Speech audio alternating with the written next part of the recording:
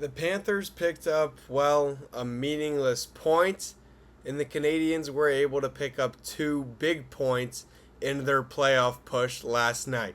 What's up, Florida Panthers Daily? Back here with you on Wednesday, April 8th. I'm Andrew Sheridan. Celebrated a birthday yesterday, and we didn't even get a Panthers win out of it. If you're a South Florida sports fan, we didn't even get a Miami Marlins win out of it. Sandy Alcantara was great on the mound. And the Marlins did their best Panthers impression from the 2026 season and blew a lead late. That's what it felt like last night watching both of my teams go at it, and both of my teams come up just short in extra time, extra innings, or a shootout for the Florida Panthers. If it's your first time here on Florida Panthers Daily, part of the Fan Arch community, well, welcome. We talk Florida Panthers every single day, Monday through Friday, no matter how bad, how taxing this season has been. We are still here with you every single day, Monday through Friday, breaking it all down on Florida Panthers Daily. Make sure you go hit that subscribe button down below. It does a lot for our channel. We can't do any of this without you. If you're not watching every single day, then why am I doing this every single day? I do it for you, so please go ahead, hit that subscribe button down below. And if you listen on Spotify, Apple Music, please 5-star review, leave some reviews, leave some comments, leave them about me, what you want me to improve. My social medias are AJ Sheridan Radio. Please, that subscribe button down below does a lot for us. I mentioned the Panthers fall last night in a shootout.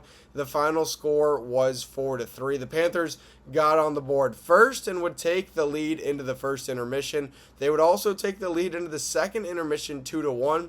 And like I mentioned, like the Marlins did last night, and like the Panthers have done all year, it was another blown lead, giving up 2 goals in the third period, and then we would go to a shootout, and the Panthers would fall. The Panthers were able to survive a 4-on-3. They were able to play good hockey for a lot of the game, and, well, in Game 78 of the year, is a loss really the worst thing for the Florida Panthers? No. It really isn't. We'll get to the lottery update in just a little bit. They had Texier and Caulfield score in the shootout for Montreal, and that was enough. But it's not about the shootout. 20 seconds left when the Canadians tied it. Nick Suzuki tied it in the final seconds. And that's not the first time we've seen that. Because Tarasov came up clutch with about 4 minutes remaining, just over 4 minutes remaining. And it felt like tonight might be different for the Cats. Up on the north side of the border, we mentioned they're on a long road trip. It's hard to see what this team is going to do in a road trip like this when the season really is kind of over the way it is right now. But when Eetu Sheridan gives you the lead with 11 minutes to go, you kind of think, oh, here we go.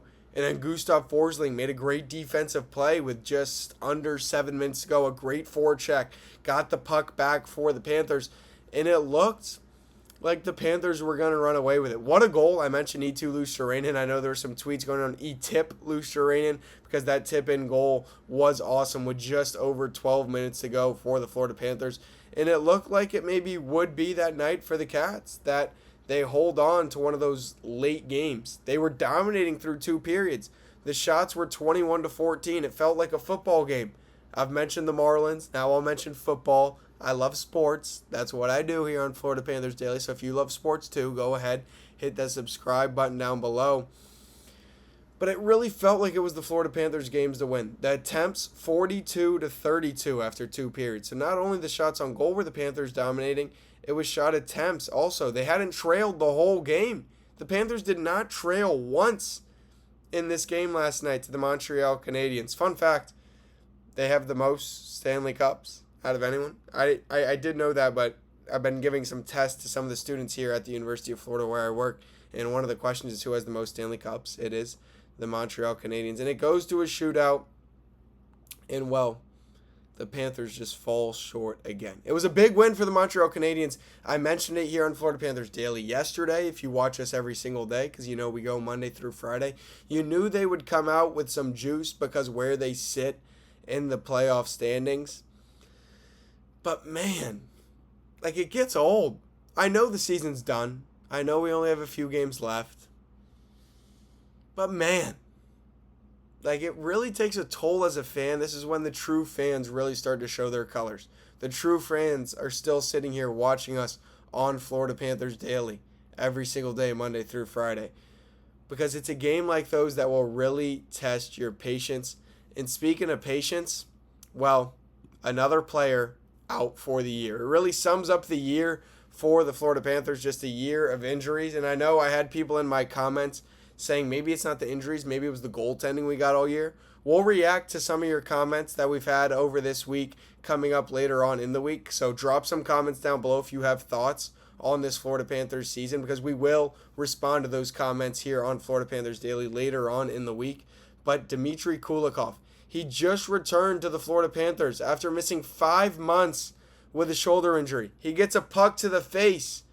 He does everything he can to be back for the Florida Panthers, and well, he broke his finger in the game last night against the Canadiens. I mean, it's just crazy. He is the third Florida Panthers player to break his finger in the past 2 weeks. I mean, what are the odds? We've talked about how many extra games this team has played over the last few years because they've made the Stanley Cup Finals over and over and over. And we're not going to take that for granted. That's not what we do. We're Panthers fans. We've been through it all. My whole life, you didn't expect we would ever make a Stanley Cup. Now you make 3 of them, and it seems like the injuries are just a consequence from the reward that we were able to reap over the last few years. Paul Maurice said, I've got no complaints with the way we played tonight. And that really is true. He said, it's just unbelievable what these guys have been through. Speaking to some of the injuries, of course, Matthew Tkachuk missed last night's game for him and his wife's planning to have a kid here within these days. It was my birthday yesterday, so maybe I share a birthday with Matthew Tkachuk's kid. Now that would be pretty cool. Lou Sheridan on the Jones and Forsling logging so many minutes. E2 Lou Sheridan said they play a lot of minutes, big respect, chipping in every night and making good plays. Panthers are eliminated from the playoffs. There's only so much you can do. Paul Maurice said, I like the way we played tonight. We played hard. We defended hard. Things weren't easy for us in terms of some of the puck movement that we wanted to do. Great energy on the bench. Yeah, I've got no complaints with the way we played tonight. That is what head coach Paul Maurice said. But when you're battling all the injuries, you really just have to applaud the effort. You can't really look at the results. You got to look at the effort that the Panthers are putting in. It's the third broken finger in the last few weeks for the Panthers. Evan Rodriguez, Dmitry Kulikov, and Aaron Ekblad all breaking their fingers, all most likely out. Well, Kulikov, Erod, and Ekblad, yeah, they are all out for the year. So the injuries continue to pile up for the Florida Panthers. But I've mentioned here on Florida Panthers Daily, I am a big fan of all sports, and that does include golf. You see me in the polos here on most day on Florida Panthers Daily. I played golf on my birthday yesterday. That's what I did. I celebrated my birthday with a round of golf. Because what else is a 23-year-old? I'm 23 now. What else do you do? That's what you got to do to celebrate. And, well, I'm going to have a little fun the rest of the week because the Masters is this week. A tradition unlike any other. So I'm going to compare a few of the Panthers players, 2 players playing in the Masters this week. I want to know in the comments below, do you agree with this? Do you not agree? Do you follow golf? Do you not follow golf? Do you like the comparisons? Tomorrow, I'm going to tell you what cats play the most golf. But right now, I want to compare some of the Panthers to some of the golfers in the field at Augusta. I think Alexander Barkov is Scotty Scheffler. Quiet, leader. Of course, golf's a solo sport, but he kind of just does his own thing, and he wins. And he doesn't care about getting the awards. He cares about winning. And he wants to put his name in the history book, and that is Alexander Barkov. That is Scotty Scheffler. And then Matthew Tkachuk, to me, is Bryson DeChambeau. Bryson DeChambeau, big on YouTube. Matthew Tkachuk and his brother Brady started a podcast. I think Matthew Tkachuk, Bryson DeChambeau have a lot of maybe similarities. Obviously, a team sport to a solo sport, but they're both in the headlines. They do something, it becomes a big deal. Sam Bennett, I think, is Matthew Fitzpatrick. Puts his head down and grinds. Matthew Fitzpatrick, known for being just a grinder. Sam Bennett, known for the exact same thing. Lastly, the last comparison I'll make here on Florida Panthers Daily, Sam Reinhart, I compared to John Rahm. Reinhart showed up in the big moments when we've needed him the last few years. He leads the team in scoring every year, it seems like. I mean, it's just he does what he does. He came up an early draft pick, came up with a lot of hype just like John Rahm. John Rahm's got a little bit of controversy because of Live Golf. Sam Reinhart does his thing.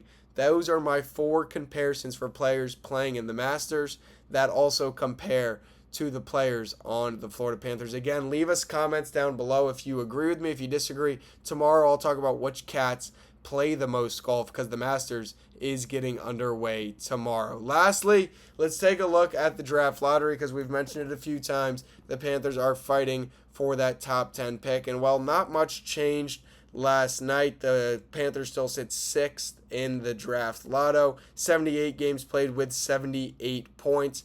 The Toronto Maple Leafs, they have 77 games played, 78 points, but that is a top 5 protected pick. Like I mentioned yesterday on Florida Panthers Daily, if they are not in the top 5, the Boston Bruins, another Atlantic Division rival, will have that top 10 pick. So there's a lot to follow. We're going to break down some Panthers and how it relates to golf. We're going to preview all the games because that's what we do here on Florida Panthers Daily. Please subscribe if you haven't below. It does a lot for the channel down below. Leave comments on if you think my golf comparisons were right. Let me know who you think plays the most golf. Do you play golf? Let us know if you listen on Spotify or Apple Music. 5-star review. Leave some reviews. Let me know in the comments because later on in the week I will respond to all the comments we have got throughout the week. So go ahead, drop those comments below. Subscribe down below because we go every single day, Monday through Friday, right here on Florida Panthers Daily. I'm AJ Sheridan, AJ Sheridan Radio on all social medias. And until tomorrow, let's go Cats.